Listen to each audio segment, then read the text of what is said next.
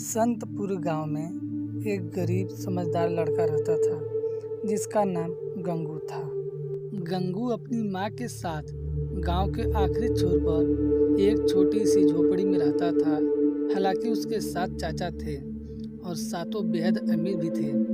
जब गंगू बहुत छोटा था तभी उसके पिता मर गए थे। इसके बाद उसके सातों चचाओं ने उसे और उसकी माँ को घर से निकाल दिया। गंगू के चाचा थे तो बहुत अमीर, लेकिन थे बड़े मूर्ख। जब तब गंगू के घर आकर उस पर रोब गांठते और हर तरह की बेवकूफ़ियों से उसे परेशान करते। लाख चाहने पर भी गंगू उनसे अपना पीछा नहीं छुड़ा पाता। एक दिन बैठे बैठे गंगू के दिमाग में एक बात आई, क्यों न चाचा के धन का फायदा उठाया जाए। अगर मूर्ख के घर में धन हो तो बुद्धिमान क्यों भूखा मरे। यह सब सोच उसने मन ही मन में एक योजना बनाई और पहुंच गया चाचाओं के घर। चाचा जी, कल हमारे घर दावत है, आप जरूर आइएगा। चलो ठीक है, कल हम तुम्हारे घर आ जाएंगे। दावत की बात सुनकर चाचाओं को लालच में आना लाजमी था। अगले दिन जब सातों चाचाओं गंगू के घर आए तो गंगू घर में नहीं था। चाचाओं के पूछने पर माँ ने घर के बाहर बंधे घोड़े की रस्सी खोलकर कहा, बेटा जाओ, खेत में भैया है, उसे बुला लाओ।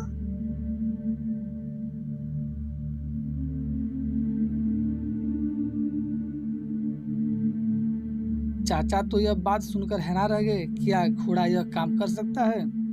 दरअसल बात कुछ और ही थी। मंगू अगली गली में खड़ा था। जैसे उसने घोड़े को जाता देखा, उसे रोककर उस पर बैठकर घर वापस आ गया। चाचाओं ने जब गंगू को वापस लौटते देखा तो उनका मुंह फटा का फटा रह गया। उन्होंने गंगू से कहा कि उन्हें 10,000 असरफियों में घोड़ा बेच दे, लेकिन गंगू कहाँ मानने वाला था। उसने 20,000 असरफियों की मांग रखी। भला मरियल घोड़े का 20,000 असरफियाँ कौन देगा। आखिरकार 15,000 असरफियों पर मामला तय हो गया। चित्तौड़ के जंगलों के पास बहुत ही सुंदर सा एक गांव था, पल्लाकुंड। उस गांव का मुखिया बहुत ही अमीर था।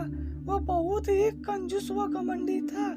गांव वालों के सामने अच्छा होने का दिखावा वो नाटक करता था। हमने आपकी समस्याओं को सुन लिया है। अब आप लोग जाइए, जितना हो सकेगा मैं आपकी जरूर मदद करूंगा। बेचारे गांव वाले वहाँ से चले जाते हैं।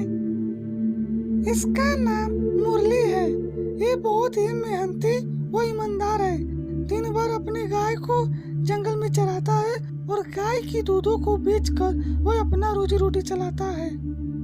एक दिन मुरली अपने गाय को चराने के लिए जंगल ले जाता है।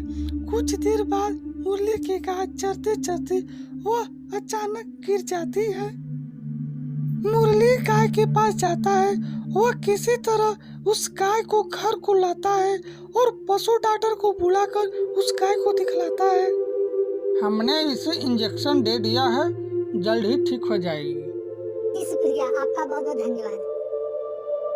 कई दिन बीत गए, परंतु जो उस दिन गाय गिरी अब तक नहीं खड़ी हुई। मुरली अपने गाय को लेकर बहुत ही चिंतित था, परंतु वो कुछ नहीं कर पा रहा था। उसके पास वही एक गाय थी जो दूध दे रही थी। गाय के बीमार पड़ जाने पर उसके पास कोई रास्ता नहीं बचा। उसी गाय के दूध से ही उसका घर चल रहा था। मुरली ने सोचा क्यों न अभी के लिए मुखिया जी से कुछ पैसे उधार ले लिया जाए।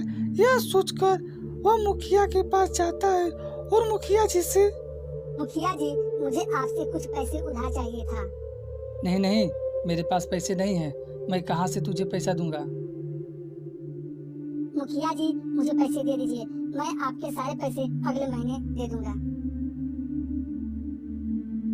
एक बार बोला ना मेरे पास पैसे नहीं है, चल जा यहाँ से।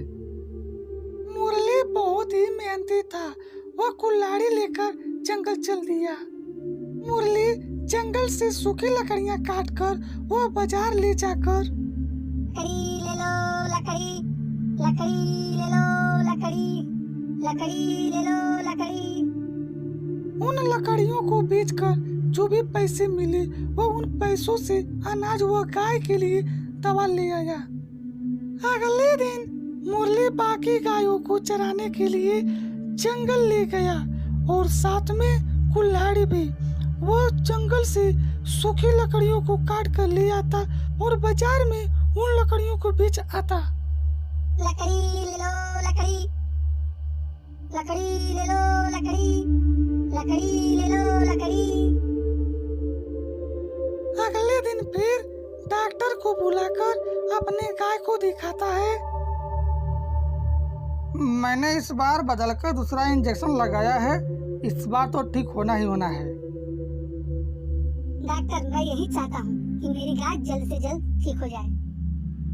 चिंता की कोई बात नहीं है, मैंने इस बार दवाइयों का थोड़ा डोज बढ़ा दिया है, इस बार ठीक हो जाएगी। अगले दिन फिर मुरली अपने गाय को जंगल ले जाता है और साथ में कुल्हाड़ी भी।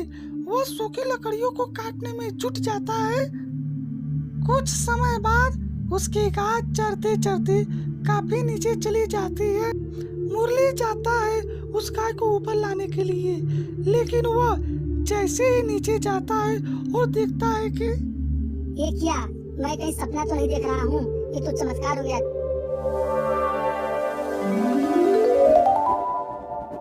तभी दादाजी बताते थे कि इन जंगलों में सोना है, पर यकीन कभी नहीं किया, पर आज ये तो चमत्कार ही हो गया।